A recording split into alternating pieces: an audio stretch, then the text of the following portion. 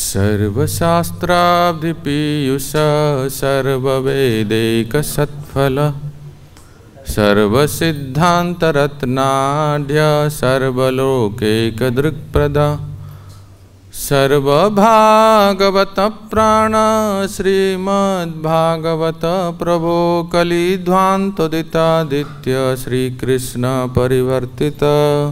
ओम नमो भगवते वासुदेवाय।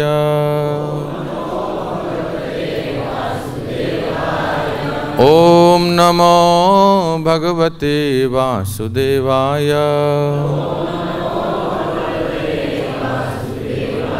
ओम नमो भगवते वासुदेवाय।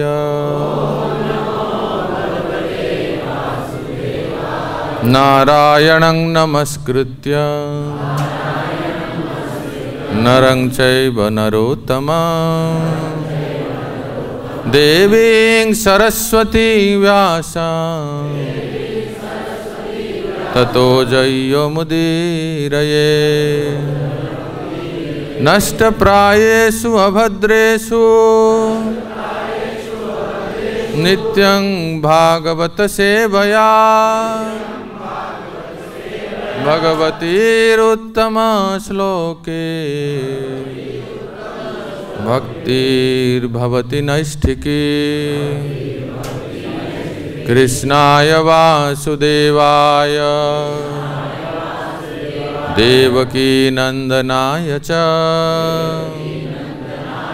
नंदगोपकुमाराय गोविंदाय नमो नमः। ओम अज्ञानतिमिरान्धस्य ज्ञानाञ्जनशलाकया चक्षुरुन्मिलितं येन तस्मै श्रीगुरवे नमः। श्रीचैतन्यमनोभीष्टं स्थापितं येन भूतले स्वयं रूप कदा मह्यं ददाति स्वपदान्तिकं। वन्देऽहं श्रीगुरो श्रीयुतपदकमलं श्रीगुरून् वैष्णवांश्च श्रीरूपं साग्रजातं सहगण रघुनाथान्वितं तं सजीवं साद्वैतं सावधूतं परिजनसहितं कृष्णचैतन्यदेवं श्रीराधा कृष्णपादान् सहगण ललिता श्रीविशाखान्वितां च। नमो विष्णुपदाय कृष्णप्रेष्ठाय भूतले श्रीमते भक्तिवेदान्त स्वामिनिति नामिने। नमस्ते सारस्वती देवे गौरवाणी प्रचारिणे निर्विशेष शून्यवादी पाश्चात्य देशतारिणे। वाञ्छकल्पतरुभ्यश्च कृपा सिन्धुभ्य एव च पतितानां पावनेभ्यो वैष्णवेभ्यो नमो नमः। श्रीकृष्ण चैतन्य प्रभु नित्यानंद श्री अद्वैत गदाधर श्रीवासादि गौरभक्तवृंद। हरे कृष्णा कृष्ण कृष्ण हरे हरे हरे राम राम राम। गुरवे गौरचंद्राय राधिकाय तदालये कृष्णाय कृष्ण भक्ताय तद्भक्ताय नमो नमः।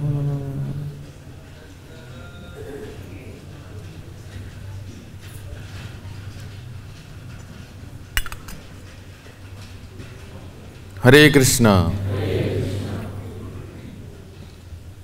हम सब का परम सौभाग्य है आज रविवार के दिन श्री वृंदावन धाम में कृष्ण बलराम मंदिर में एकत्रित हुए हैं और हम देख रहे हैं कि अनेक भक्त दूर दूरांत से आए हैं कुंभ में स्नान करने के लिए तथा कुंभ का दर्शन करने के लिए। ये वास्तव में सौभाग्य है कि महाकुंभ इस पर्व में हम वृंदावन धाम में एकत्रित हुए हैं। तो एक तो है कि पवित्र यमुना में स्नान करके अपनी चित्त, अपने शरीर को शुद्धि करना, और साथ ही साथ कथा में, भगवान की लीला कथा में गोते लगा के, जैसे आप अभी सब एकत्रित हुए हैं, अपने चित्त को शुद्ध करना। ये कितना परम सौभाग्य हम सबका। आप सबको बहुत बहुत धन्यवाद, आप सब एकत्रित हुए हैं।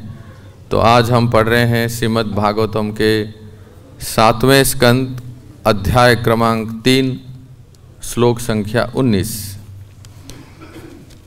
तो प्रसंग इस प्रकार से, जो निरंतर सुनते हुए आ रहे हैं उन भक्तों को पता है।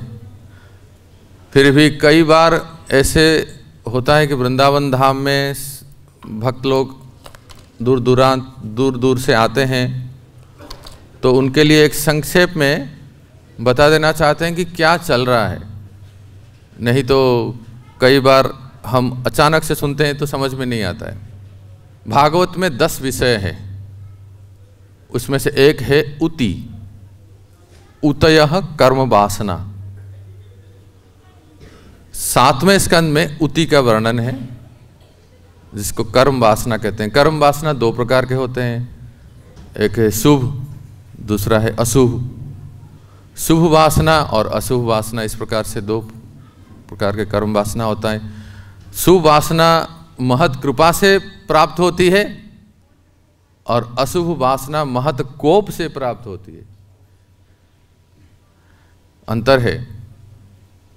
उदाहरण, राक्षस कुल में जन्म हुए छोटा सा बच्चा प्रहलाद, राक्षस राज प्रहलाद से भक्तराज प्रहलाद हुए महत कृपा से, क्योंकि उनमें शुभ वासना थी।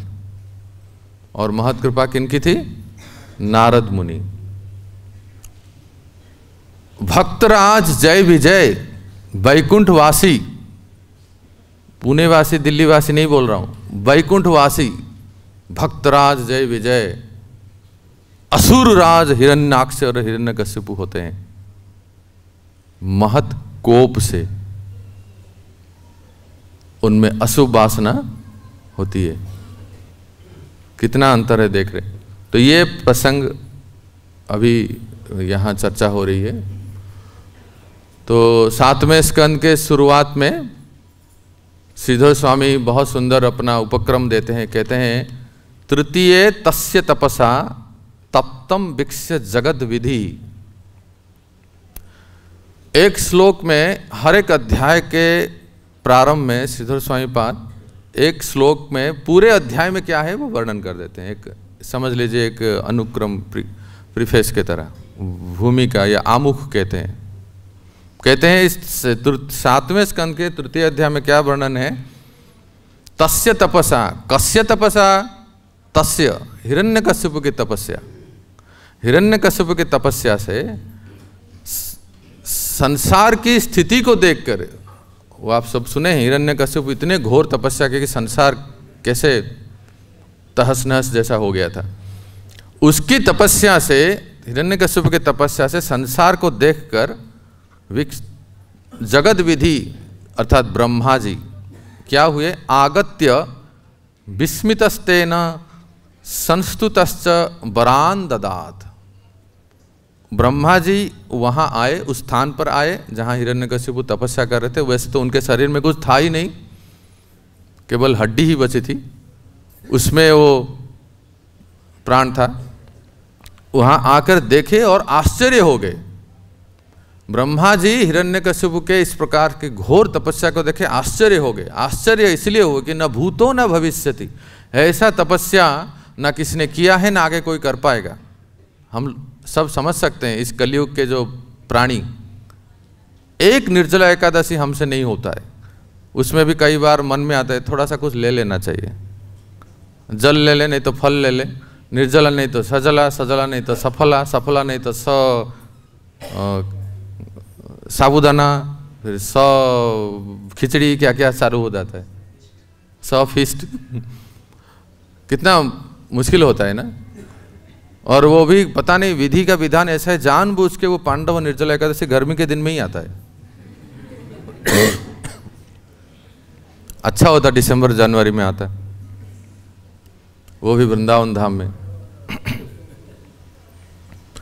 तो ये हमसे नहीं हो पाता, लेकिन ब्रह्मा जी आश्चर्य हो गए देख के कि हिरण्यकश्यप की तरह अच्छी तरह से स्तुति किए।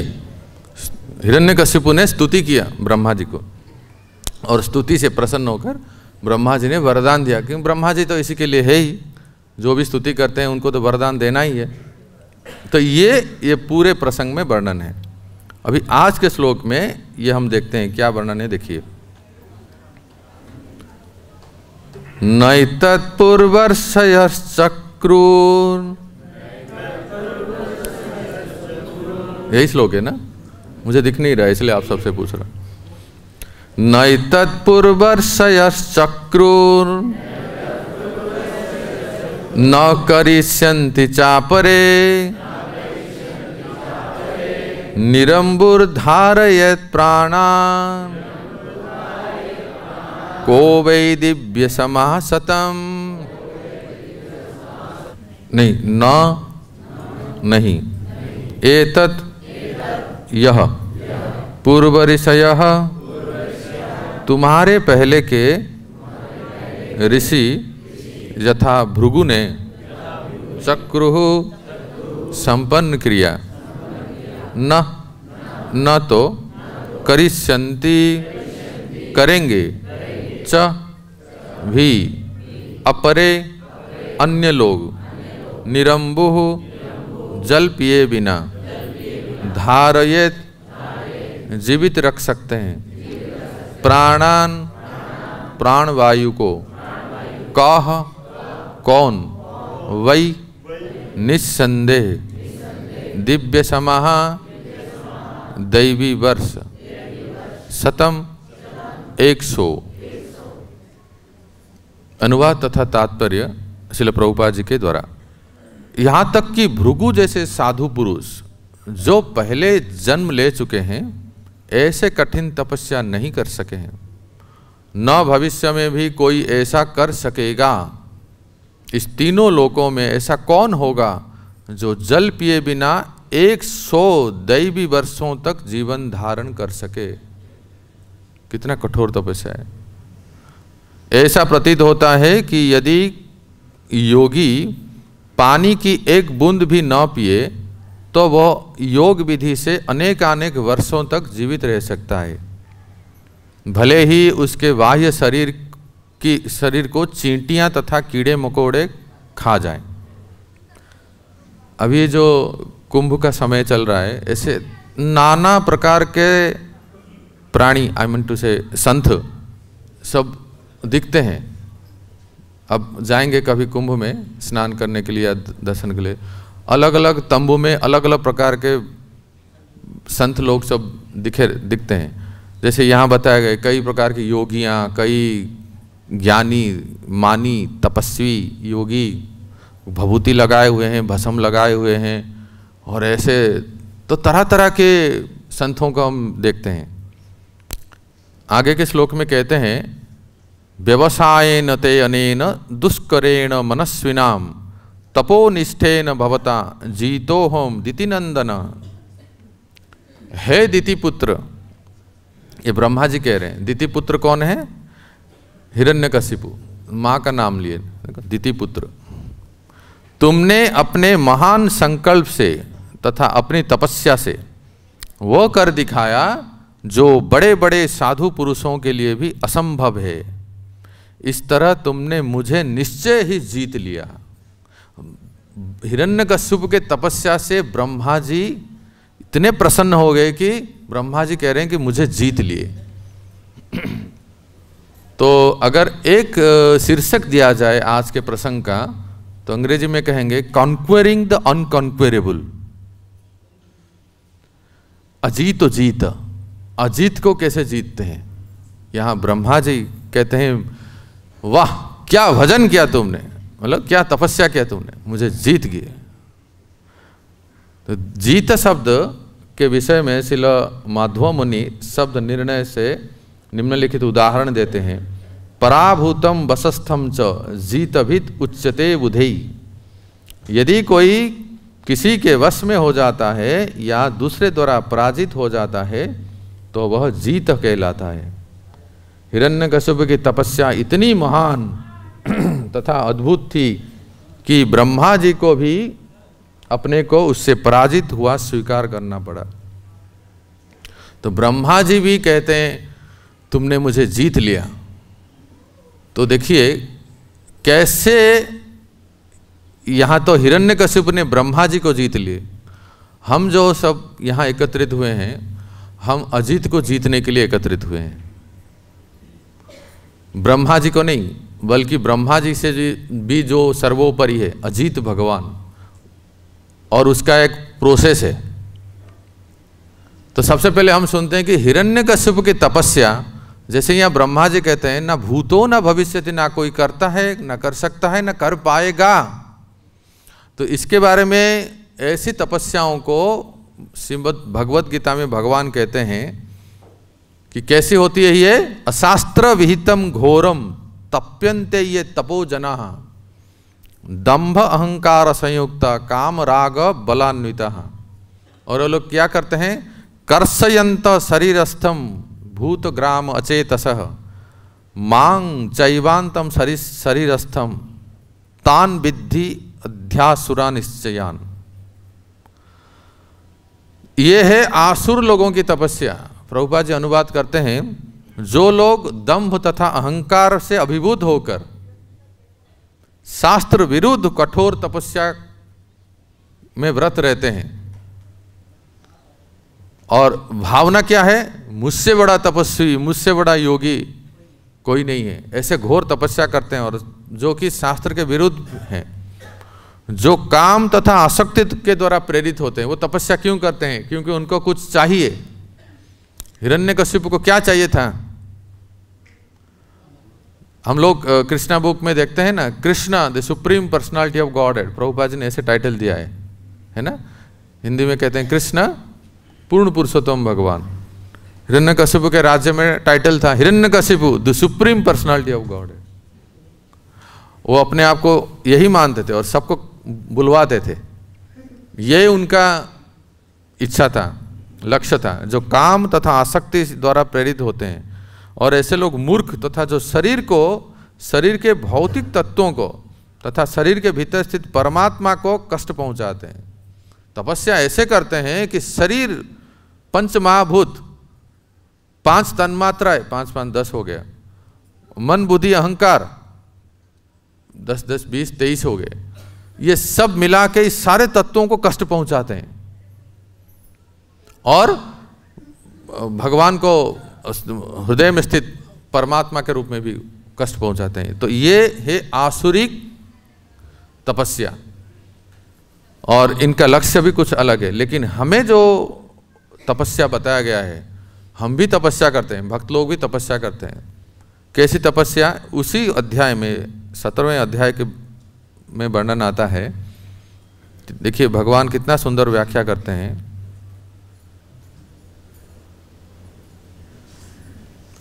तपस्या 3 प्रकार से है, शरीर, वाणी और मन, इस 3 प्रकार से तपस्या होती है। शारीरिक तपस्या क्या कहते हैं भगवान, देवद्विज गुरु प्राज्ञम पूजनम शौचमार्जवम ब्रह्मचर्यम अहिंसाम च शारीरम तप उच्यते। हम भक्तों के लिए कौन सी तपस्या करनी चाहिए? क्या हिरण्यकशिपु जैसे हम तपस्या कर पाएंगे? कभी नहीं कर पाएंगे। एक पांव पे खड़े होके, 2 पांव पे खड़क नहीं हो पाते, लुढ़क जाते हैं, एक पांव से कहां खड़े होंगे? अंगूठा पे खड़े हुए थे वो। हमारे लिए तपस्या भगवान कहते हैं परमेश्वर। इस शरीर की तपस्या सुनिए, भगवान, परमेश्वर, ब्राह्मण, गुरु, माता पिता जैसे गुरुजनों की पूजा करना, उनको दंडवत प्रणाम करना, उनके पैर छू के प्रणाम करना, ये शरीर से होता है ना, शरीर से हम करते हैं, तो ये शारीरिक तपस्या। और पवित्रता, सरलता, ब्रह्मचर्य, चाहे कोई भी हो, चाहे वो पुरुष हो स्त्री हो, लेकिन ब्रह्मचर्य व्रत का पालन करते हैं। और अहिंसा, ये है शारीरिक तपस्या, इसको शारीरिक तपस्या कहते हैं। और फिर वाणी की तपस्या हमारे लिए क्या कहते हैं भगवान? अनुद्वेग करं वाक्यम सत्यं प्रियम हितम च यत् स्वाध्याय अभ्यासनम चैव वाङ्मय तप उच्यते। वाणी की तपस्या हमारे लिए क्या है? ऐसी बात बोलनी चाहिए कि झगड़ा लग जाए। नहीं नहीं, नहीं। अनुद्वेग, सबसे पहले तो ऐसी बात, ऐसी वाणी हमें बोलनी चाहिए कि किसी को उद्वेग ना हो, किसी को कष्ट ना पहुंचे। कई बार ऐसे लोगों में एक अभ्यास है कि वाणी ऐसे कर्कश होती है कि वाणी क्या क्या बाण ही चला दिया हो। एक छोटी सी बात है लेकिन उसी को इस तरह से बोलेंगे बस झगड़ा उत्पन्न हो जाती है। तो हमें भक्तों के लिए क्या तपस्या है? जैसे कहते हैं ना, भारतवर्ष में ट्रक के पीछे भी लिखा रहता है देखो मगर प्यार से। तो बोलना है, बोलना मना नहीं है, बोलो मगर प्यार से। ये है वाणी की तपस्या। तो कहते हैं सच्चे बात बोलनी है, सत्य बात बोलनी है, सच्चे भाने वाले अर्थात मन को संतुष्ट करने वाले, उत्तेजित ना करने वाले तथा अन्यों को क्षुब्ध ना करने वाले, ऐसे वाक्य बोलना, इसको वाणी की तपस्या कहते हैं। बहुत कष्ट है लेकिन अभ्यास करना होता है, बारंबार इसके ऊपर चिंतन करना होता है, अभ्यास करना होता है। और एक कहते हैं स्वाध्याय अभ्यासनम चैव, वैदिक साहित्य का नियमित पारायण करना। हमारे इस्कॉन के प्राय संत गुरुवर्ग इसको बहुत स्ट्रेस देते हैं। हमारे परम आराध्य गुरुदेव से हम सुने हैं और पूज्य भक्ति रसाउंद महाराज से हम सुने हैं, इसी मंदिर में कुछ साल पहले प्रेसिडेंट थे। वो कहते थे कि प्रत्येक भक्त को रोज जैसे नियमित रूप से माला जप करते हैं वैसे कुछ स्तुतियों को पाठ करना चाहिए। कुछ स्तुतियों का, कुछ श्लोकों का रोज आवृत्ति करना चाहिए, अभ्यास करना चाहिए। उससे होता क्या है, श्लोकों के उच्चारण में अभ्यास होती है और भगवान की स्तुति होती है और चित्त प्रसन्न हो जाता है।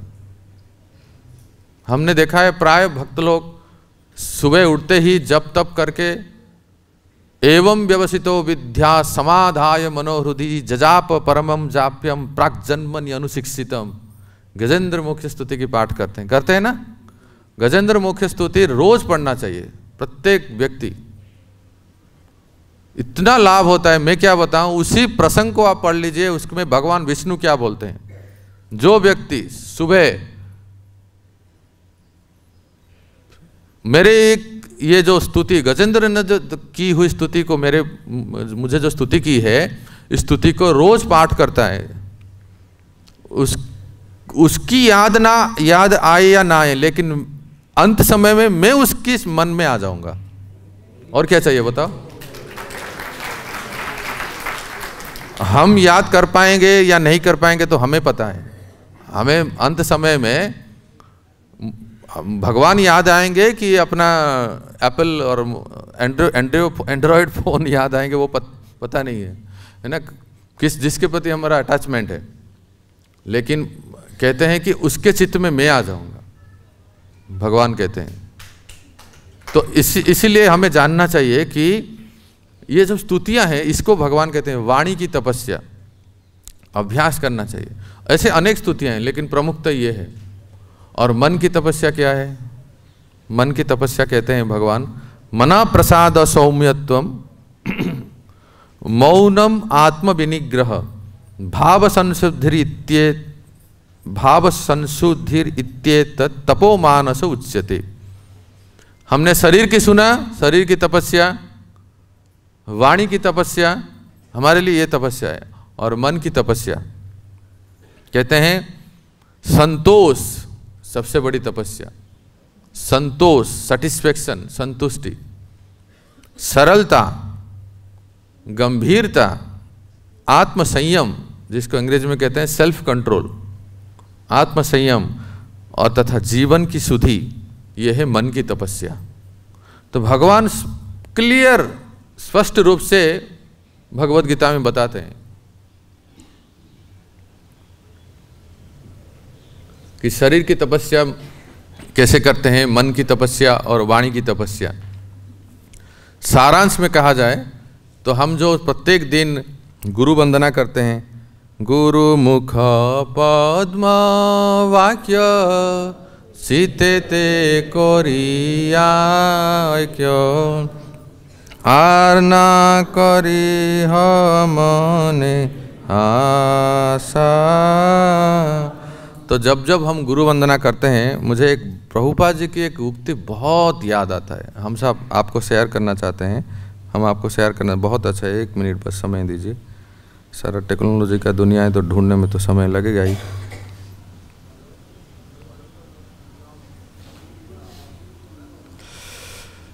एक ग्रंथ है जिसका नाम है उपदेशामृत, है ना, नेक्टर ऑफ इंस्ट्रक्शन कहते हैं। उसमें प्रभुपाद जी कहते हैं हम सब के लिए कि बहुत बड़ा एक क्या कहेंगे लाइफ टाइम इंस्ट्रक्शन है, जीवन पर्यंत हमारे लिए एक उपदेश है। इसलिए जब जब हम कहते हैं गुरु मुख पद्म वाक्य, इस वाक्य को ध्यान देना है। क्या कहते हैं प्रभुपाद जी, देखिए,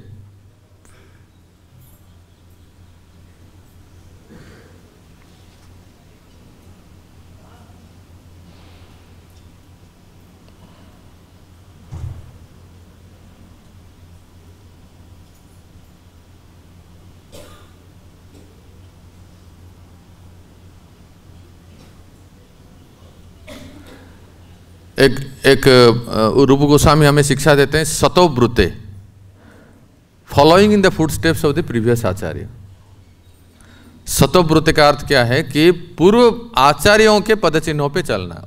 उसमें प्रभुपाद जी व्याख्या करते हैं, जब तक ये उपदेशामृत ग्रंथ रहेगा, मतलब प्रभुपाद जी की व्याख्या रहेगी, तब तक हमारे लिए ये स्टैंडर्ड इंस्ट्रक्शन है। क्या है?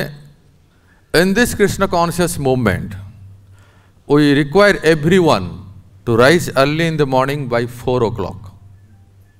प्रभुपाद कहते हैं इस कृष्ण भावनामृत आंदोलन में प्रत्येक व्यक्ति को सुबह 4 बजे उठ जाना चाहिए। और क्या करना है?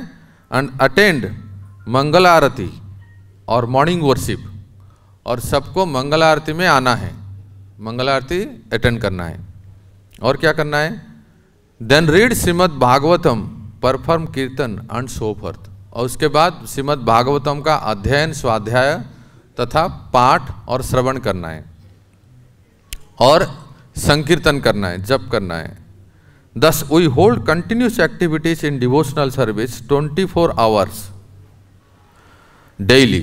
इस तरह से हम 24 घंटा कार्यक्रम का व्यवस्था किए हैं। दिस इज कॉल्ड सतोवृत्ति। अब आया समझ में रूप गोस्वामी जो कहते हैं सतोवृत्ति का अर्थ क्या है? दिस इज कॉल्ड सतोवृत्ति, और following the footsteps of previous Acharya who expertly field every moment in time with Krishna conscious activity.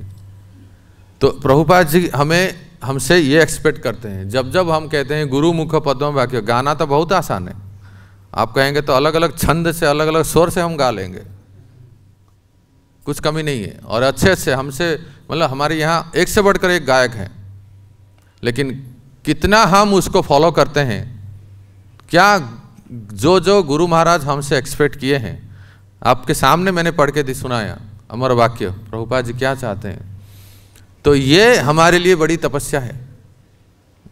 वास्तव में देखा जाए भक्तों, एक बहुत क्या कहेंगे, एक बहुत ही महत्वपूर्ण बात हम आपसे पूछ रहे हैं। आपको जितना भी आता है, आप में से कोई भी एक बात बता सकते हैं। जब जब तपस्या की बात आती है, कि कहते हैं कि हिरण्यकशिपु के जैसा तो हम तपस्या नहीं कर सकते, लेकिन भक्तों को क्या क्या तपस्या करना चाहिए हमने सुना अभी, शरीर मन वाणी से तपस्या करना चाहिए। और प्रभुपाद जी ने भी जो हमने अभी पढ़ा उपदेशामृत में, ये तपस्या करना चाहिए। अब प्रश्न सुनिए, भक्तों के जीवन में, हम भक्तों के जीवन में सबसे बड़ी कठिन तपस्या क्या है? कौन बताएंगे?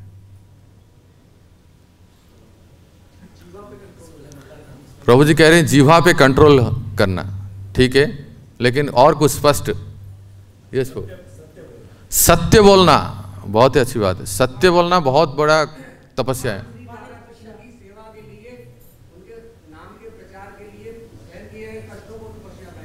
प्रचार के समय कितने सारे कष्ट तनाव आते हैं, उसको सहन करना प्रचार के हेतु।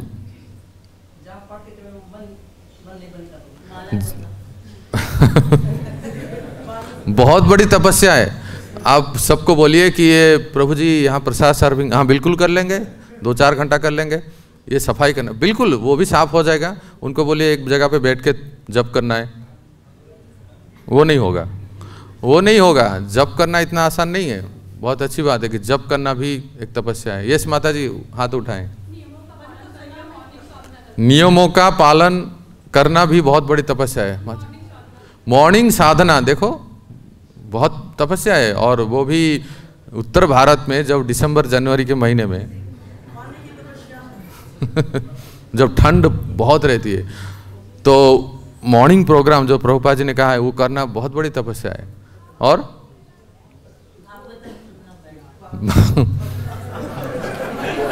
भागवतम बैठ के सुनना ये एक बहुत बड़ी तपस्या है।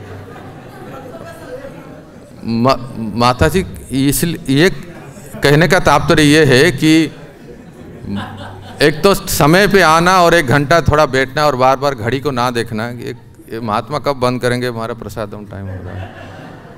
और सबसे बड़ी बात है कि जागृत रहना, जगे रहना। यही बात है ना कथा में, जगे रहना। हम तो आप सबको देख पा रहे हैं यहाँ से बैठ के कौन कौन ये तपस्या कर रहे हैं। बाकी आप लोग सब जानते ही हैं। वास्तव में हाँ, आगे बैठने वाले कोई भक्त बताइए, भक्तों के जीवन में सबसे बड़ी कठिन तपस्या क्या है? प्रभु जी ने अच्छा बताया, वैष्णव निंदा नहीं करना, वैष्णवों की निंदा ना करना। हाँ, तो मैं कुछ बताऊं अभी? आपने तो सारी बता दी। हाँ बताइए माता जी। माता जी कह रहे हैं सबसे बड़ी तपस्या है कि मंगल आरती में उठ के जो सबसे अच्छा लगता है, प्रिय लगता है, उसको त्यागना और फटाफट तैयार होके पानी डाल के मंगल आरती में आना जरूर तपस्या है। फिर भी मैं देखता हूँ आपने जितने भी भक्त आप में से जो जो उत्तर दिए कि ये तपस्या है, ये तपस्या, ये तपस्या, ये तपस्या है, ये तो सब आप कर ही रहे हैं। फिर ये तपस्या कठिन कैसा है? मैं देख रहा हूँ हम सब कर ही रहे हैं। लेकिन एक मन की बात आपको बता देता हूँ, जो एक बहुत बड़ी कठिन तपस्या है। आज रविवार है तो मन की बात तो बतानी है ना, आप सब जानते हैं। तो वो तपस्या ये है कि आप सुन के आश्चर्य होंगे, ये भी कोई तपस्या है? अरे ये तो आनंद है, इसको तो, इसमें तो हम आनंद लेते हैं। वो तपस्या ये है, बता दूं, तपस्या ये है आजीवन भक्तों के संग में रहना।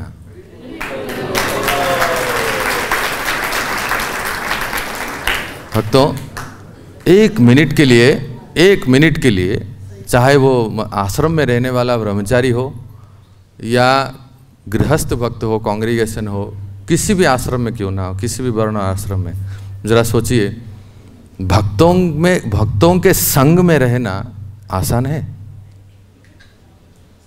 क्यों लोग इस्कॉन छोड़ देते हैं? जरा सोचिए, 1 मिनट के लिए जरा सोचते जाइए। मैं एक प्रश्न पूछ रहा हूं, क्यों लोग आश्रम छोड़ देते हैं?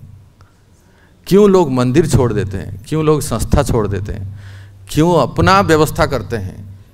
क्यों सब कोई ना कोई अपना योजना बनाते हैं? बस बहुत हो गया, यहाँ रहना नहीं है मुझे, इनके साथ हम रह नहीं सकते, और हम अपने से स्वयं से व्यवस्था करेंगे, हम स्वयं भजन करेंगे।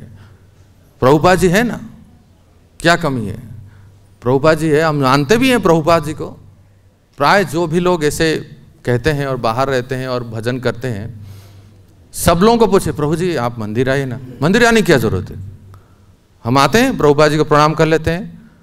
उनके लिए प्रभुपाद जी आज शारीरिक रूप में नहीं है ना, हमारे साथ व्यक्तिगत रूप में नहीं है। लेकिन जो लोग ये कहते हैं, कान खोल के सुन लेना चाहिए। जो लोग ये कहते हैं, हम भी मानते हैं, हम भी मंदिर आते हैं, हम भी प्रभुपाद जी को मानते हैं, हम और किसको नहीं मानते हैं? प्रभुपाद जी को मानते हैं ना। कुछ लोग ये भी दुहाई देते हैं। आज जो हमने सत्ववृत्ति का परपोट पढ़ा, इसका मतलब या तो उन्होंने प्रभुपाद जी के ग्रंथ को ठीक से पढ़ा नहीं है, या पढ़े होंगे तो ठीक से समझे नहीं होंगे, या समझे होंगे तो ठीक से मनन नहीं किए होंगे। अगर वो कहते हैं प्रभुपाद जी को हम मानते हैं, तो कौन सी बात प्रभुपाद के मानते हैं, बताओ कौन सी बात मानते हैं? क्या प्रभुपाद ने कहा है कि भक्तों के संग से दूर रहना, भक्तों के संग के दूर रह के भक्ति करना? क्या ये संभव है? अरे जरा सोच के देखिए और जरा पूछ के देखिए, जो लोग रह रहे हैं उनसे जरा वार्तालाप करके देखिए। अगर यहाँ समस्या है तो बाहर क्या गुलाब के पंखुड़े हैं कि बहुत आराम से रहेंगे? इंग्लिश में कहावत है, grass on the other side is always green. Grass on the other side is always green. पल्ली तरफ अगर देखेंगे हमेशा हरा हरा ही दिखता है, वहां अच्छा है, वहां अच्छा है, यहां सब समस्या है, वहां अच्छा है। लेकिन जरा सोचिए कितना कठिन अथक प्रयास करके प्रभुपाद जी ने इस संस्था को बनाया। कहते हैं संग शक्ति कलयुग है, कलयुग में संग में शक्ति है, संग में भक्ति होता है। जो लोग बाहर रहते हैं या भक्तों के संग से दूर रहते हैं, क्या पता कि कौन से गुरु का आदेश वो पालन करते हैं। आज जो हमने पढ़ा, क्या वो मंगल आरती आ पाते हैं, या आते हैं तो कितना आ पाते हैं? क्या वो भक्तों के संग में जप करते हैं? क्या वो भागवत की कक्षाएं सुनते हैं, भागवत श्रवण करते हैं, या इससे परे हो गए वो लोग? नहीं, ये सब खुद को वंचना करने के लायक है।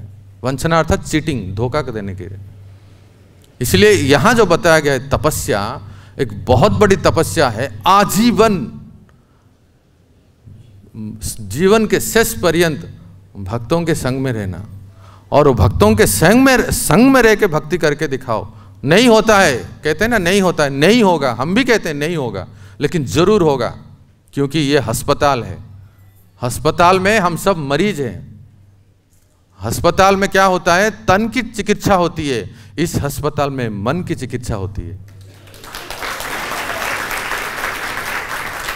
वहां शरीर की चिकित्सा होती है, शरीर से सब ठीक होते हैं, लेकिन अस्पताल तो अस्पताल है। तो हम तो शुद्ध नहीं है, हम तो सिद्ध भक्त नहीं है, हम साधना भक्त हैं। तो साधना भक्त में तो कमियां रहेंगी। ऐसा कौन भक्त है जो पूर्णतः शुद्ध हो गया, कहता है कि मुझ में कोई कमी नहीं है? स्वयं महाप्रभु कहते थे, दुर्दैव, दुर्भाग्य ऐसा है, भगवान नाम जप करने के लिए मुझे रुचि नहीं है। तो हम सब साधना है, साधना कर रहे हैं, तो साधना में तो 19-20 तो होगी है ना, तो कमियां तो रहेंगे। लेकिन यहां अगर हम शुद्ध नहीं होंगे तो जरा सोचिए बाहर जाने से शुद्ध हो जाएंगे? यह असंभव है। इतना संग में रह के हम शुद्ध नहीं हो पाएंगे, भक्ति नहीं कर पाएंगे। हाउ वी कैन प्रैक्टिस भक्ति लिविंग एलोन? या कोई भक्तों से दूर रह के कैसे कोई तो भक्ति कर सकता है? तो ये तपस्या है। लेकिन इस तपस्या को हिरण्यकश्यप ने कुछ लक्ष्य को प्राप्त करने के लिए वो तपस्या की, लेकिन यहाँ हमारा एक लक्ष्य है, वो है अजीतो जीतो। अजीत जो भगवान को जीतना है, उसके लिए भक्तों के संग में रह के भक्ति करना है। वो कैसा है अजीतो जीतो? ब्रह्मा जी स्तुति करते हैं, उस श्लोक को थोड़ा सा हम व्याख्या करते हैं। यहाँ हिरण्यकश्यप ने ब्रह्मा को जीत लिया अपनी तपस्या से, हम भगवान को जीत सकते हैं अपनी तपस्या से, अपनी भक्ति से।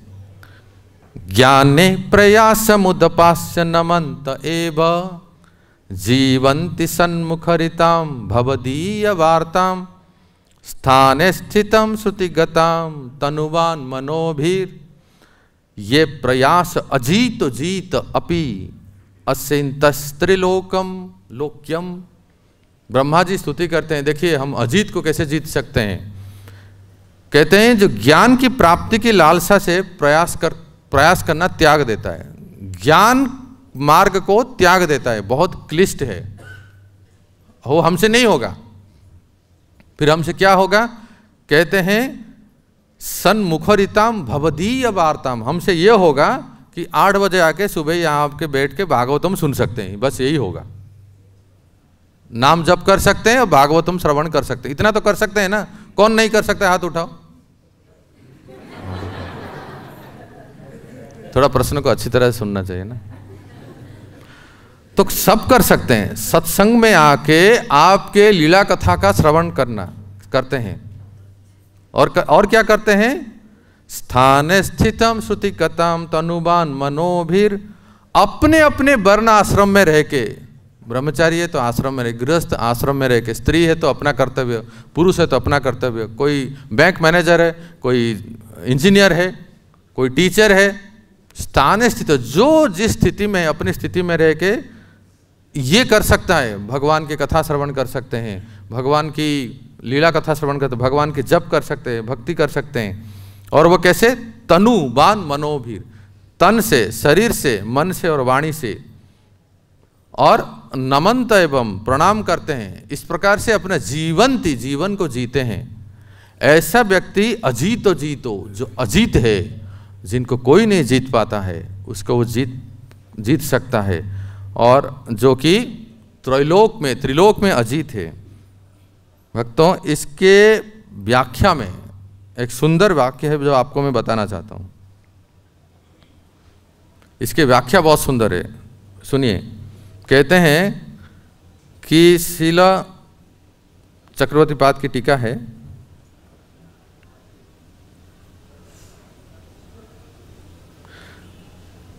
सनातन गोस्वामी ने तनुवान मनोगी शब्दों की व्याख्या की है। क्या किए हैं? मन, वाणी और कर्म से, मनसा वाचा और कर्मणा, वो कृष्ण को जीतने में समर्थ होते हैं। इस तरह कृष्ण भावना में पूर्ण होकर वो अपने हाथों से भगवान को स्पर्श करते हैं। आप कई बार देखेंगे, कई मंदिरों में आपको अनुमति है कि भगवान को टच कर सकते हैं। जैसे पंढरपुर कभी गए हैं? विट्ठल भगवान को आप टच कर सकते हैं डायरेक्ट लाइन में जाके। तो कहते हैं सनातन गोस्वामी अपने हाथों से उनके चरण कमल को स्पर्श कर सकते हैं। और पुजारी तो श्रृंगार करते हैं तो करते ही हैं। तन से हो गया। अब देखिए वाणी, अपने वाणी से उन्हें बुला सकते हैं। कैसे बुलाएंगे? बोलिए।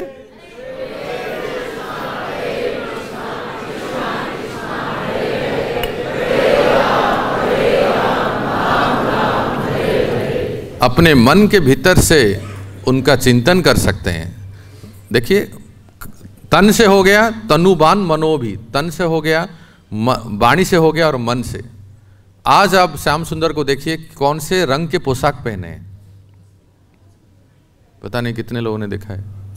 कौन से रंग के कृष्ण बलराम आज पोशाक पहने, ड्रेस पहने। तो उसको आप दर्शन कीजिए और मन में चिंतन कीजिए। मन से हो गया। और सुनिए सुंदर सुंदर प्रसंग, जीत शब्द के प्रसंग में तनुबांग मनो भी शब्द सूचित करते हैं। शुद्ध भक्तगण भगवान कृष्ण के तन, मन और वाणी को जीत लेते हैं। जो शुद्ध भक्त हो गया है वो भगवान के मन को, भगवान के वाणी को और भगवान के तन को जीत लेते हैं। आपने वो सुना होगा, बहुत प्रसिद्ध प्रसंग है रामायण में। प्राय कथाकार लोग कहते हैं, किसने आके भगवान श्री राम से पूछा, प्रभु आपके भक्त कितने हैं? अभी तो भगवान राम ने के अनेक हैं, असंख्य है, लेकिन फिर भी उसमें से टॉप 10 कौन है? सब सर्वश्रेष्ठ तो गिना लिए। उसमें से कई वृंदावन से भी हैं, तो सबके नाम गिना लिए। हनुमान का नाम नहीं था उसमें, हनुमान का नाम नहीं था। बड़ा आश्चर्य की बात है ना। तो पूछे थे हनुमान जी जो आपके सर्वश्रेष्ठ भक्त हैं वो कहाँ हैं? इसमें तो है ही नहीं। तो भगवान कहते हैं कि ये लिस्ट वो है जो मेरा भजन करते हैं, और एक लिस्ट मेरे पास है जिनका मैं भजन करता हूं, और उसमें हनुमान जी सर्वश्रेष्ठ हैं। देख रहे हैं, भगवान शुद्ध भक्ति के चिंतन करते हैं। माधवेंद्रपुरी को आदेश मिला कि चंदन लेके आइए, तो उनके लिए सारी व्यवस्था वृंदावन से लेके उड़ीसा तक, आज भी आप रेमुणा में जाएंगे तो उनकी समाधि है, सारी व्यवस्था भगवान ने कर रखी है। तो ये इस प्रकार से कहते हैं। चक्रवर्ती पाद कहते हैं कि तनुबान मनु भी तन से, मन से और वाणी से कैसे करते हैं कि भक्तगण मनसा वाचा कर्मणा अपने विषय कथाओं का आदर करते, उनका पूरा लाभ उठाते हैं। भगवान तन से कैसे करते हैं? कहते हैं भगवान की कथाओं को नमस्कार करते समय भक्त को चाहिए अपने हाथों तथा सिर से भूमि का स्पर्श करते हैं। जब भी भगवान की कथा में कोई आते हैं तो पहले हाथ को प्रणाम मुद्रा में करके और नमन करते हैं, प्रणाम करते हैं ना, ये कहते हैं तन से भूमि को स्पर्श करते हैं। हम तो कई भक्तों को देखें, कथा पूरी कथा होने तक ऐसे ही रहते हैं। वो बड़ा आश्चर्य है, बहुत सुंदर तपस्या है, लेकिन कितना नम्र भावना है उनका। ये तन से हो गया। फिर कहते हैं मन से कथाओं को नमस्कार करते समय भक्त को चाहिए अपने हाथ। भगवत गीता जैसे दिव्य ग्रंथ हो और इन ग्रंथों को प्रचार करने वाले भक्तों की प्रशंसा करने में वाणी क्या व्यक्त करते हैं? वाणी से क्या करते हैं? अनुमोदन करते हैं। अनुमोदन समझते हैं ना, कि भागवत में ये श्लोक बताया गया है, भागवत में ये प्रसंग बताया गया है। भागवत भगवान कृष्ण और भक्तों का अनुमोदन करते हैं। और मन से कैसे वो करते हैं कि लीला कथाओं को श्रवण करते समय आनंद का अनुभव करते हैं। आप लोगों को आनंद आता है कि नहीं? आनंद आता है तो एक बार हरि बोल दीजिए। तो भगवान साक्षात विश्वनाथ चक्रवर्ती पाद कहते हैं, मेरी कथाओं को सुन के आह्लादित होते हैं। जैसे भगवान नृसिंहदेव प्रहलाद को भी आह्लाद देने वाले, जो ऑलरेडी प्रकुष्ठ रूपेण आह्लाद है, प्रहलाद है, उसको भी आह्लाद देने वाले प्रहलाद लाद दाई ने, है ना। तो ये भक्तों की तपस्या है। आखिर में बस एक लीला प्रसंग कह के मैं विराम देता हूँ, समय हो गया है, बस 2 मिनट में, कि हम भक्तों के लिए भगवान क्या आशा करते हैं कि यहाँ जो बताया गया स्थाने स्थितम स्तुति कथाम, कि कैसे हम जिस स्थिति में हैं उस स्थिति में रह के भगवान को प्रसन्न कर सकते हैं, भगवान को प्राप्त कर सकते हैं। प्रसंग है श्री कूर्म क्षेत्र। हमारे वृंदावन बिहारी प्रभु गए थे, अभी बता रहे थे हमें। चैतन्य महाप्रभु दक्षिण भारत यात्रा में श्रीकाकुलम गए थे, आंध्र प्रदेश में। उड़ीसा के बाद आंध्र आता है, वो है पहला सिटी श्रीकाकुलम। तो वहाँ एक ब्राह्मण थे जिसका नाम था कूर्म ब्राह्मण।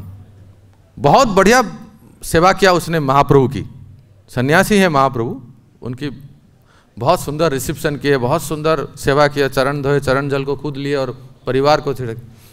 सब होने के बाद उसने कहा, प्रभु अब तो हमें उस संसार में घर गृहस्थी में रहना नहीं है, हम चाहते हैं हमें आप अपने साथ ले लीजिए, बस I will join in ISKCON,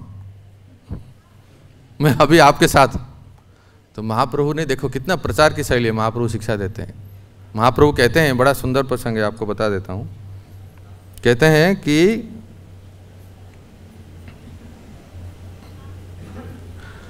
कृपा कर प्रभु मोर जान तो माँ संगे, सहिते न पारी दुख विषय तरंगे। मुझे अपने साथ ले जाइए, मैं विषय तरंग, इस घर गृहस्थी, इस विषय का झंझट को छोड़ना चाहता हूँ।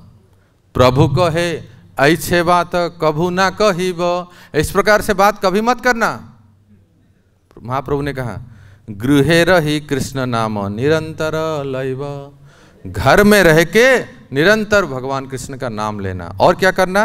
वो कहते हैं, खुद तो नाम लेना, जा रे देखो तारे कहो, कृष्ण उपदेश आमार आज्ञाएं गुरु हो या तार ए देश। प्रचार करना, कृष्ण नाम का प्रचार करना। लेकिन उस भक्त के मन में और एक प्रश्न था, जानते हैं क्या प्रश्न? वो तो करूंगा महाप्रभु आप जो कह रहे हैं, लेकिन ये जो विषय वासना मुझे छोड़ नहीं रहा है, मन खींच लेता है विषय वासना में, उसका क्या होगा? तो महाप्रभु कहते हैं, कभू ना बाधिबे तोमार विषय तरंग, पुनरपि एठानी पावे मोर संग। जब तक तुम कृष्ण का नाम लोगे, जब तक भगवान का नाम संकीर्तन करोगे और नाम संकीर्तन को दूसरे को प्रचार करोगे, तुम्हें विषय वासना छू भी नहीं सकता। ये वास्तव में शोधी हुई बात है। कई बार गुरु महाराज को भक्त लोग पूछते हैं, महाराज जी जप में मन नहीं लगता है, क्या करना चाहिए? महाराज कहते हैं, ये सबसे बड़ा प्रश्न, ये प्रश्न सबसे मुझे अच्छा नहीं लगता है। इसका मतलब तुम जप नहीं करते हो। अरे करके तो देखो, करके देख, नियमों का पालन करके और सही में अपराध शून्य होकर जप करके तो देख, ऐसा रुचि लगेगा कि माला छूटेगा नहीं हाथ से। तो महाप्रभु की ये वाणी है कि कभी भी विषय वासना हमें छू नहीं सकता जब तक हम भगवान का नाम लेते हैं। और साथ ही साथ कुलीन गांव वासियों को भी महाप्रभु ने संदेश दिया। महाप्रभु ने संदेश दिया जब कुलीन गांव के आए थे, विशेष करके सत्यराज खान और रामानंद, क्या नाम था उनका, रामानंद वसु और सत्यराज खान महाप्रभु से मिलने आए थे। महाप्रभु को कहे कि हम तो गृहस्थी हैं, कहते हैं ना, घर गृहस्थी लोग ऐसे कहते हैं ना, हम तो गृहस्थी हैं, घर संसार में रह रहे हैं, हम कैसे आपको प्राप्त कर सकते हैं, हम तो जति सन्यासी ब्रह्मचारी है नहीं। महाप्रभु ने क्या सुंदर वाक्य दिया, पढ़िए, चैतन्य चैतामृत मध्य लीला में प्रसंग है। महाप्रभु ने कहा 3 वाक्य बोले, तीन इंस्ट्रक्शन दिए। कृष्ण नाम, कृष्ण सेवा, वैष्णव सेवन। मेरे पीछे रिपीट कीजिए, कृष्ण नाम, कृष्ण सेवा, वैष्णव सेवन। बस ये तीनों करो, तुम्हें अचिरात भगवान कृष्ण प्राप्त होंगे। प्रत्येक घर में कृष्ण की सेवा होनी चाहिए। सबके घर में लड्डू गोपाल कम से कम, गौर निताई, राधा कृष्ण रखना चाहिए। कृष्ण सेवा हो गया, और निरंतर कृष्ण नाम लेना है। हरे कृष्णा कृष्णा कृष्णा हरे राम। और जब भी किसी भी माताजी वैष्णवी या वैष्णव भक्त वैष्णव किसी को भी आप देखते हैं, हमसे जितना हो सके उनकी सेवा करना। कभी कभी घर में वैष्णवियों को बुला के सत्संग करना है, उनकी सेवा करना है। और कभी भी ऐसा अवसर आता है, सौभाग्य से मैं आपको बस कह देता हूँ, हम भागवत महाविद्यालय में पढ़ाते हैं गोवर्धन में, तो वहाँ हमने राधा कुंड में एक केंद्र खोले रखा है जिसका नाम है व्रज धाम सेवा ऑफिस।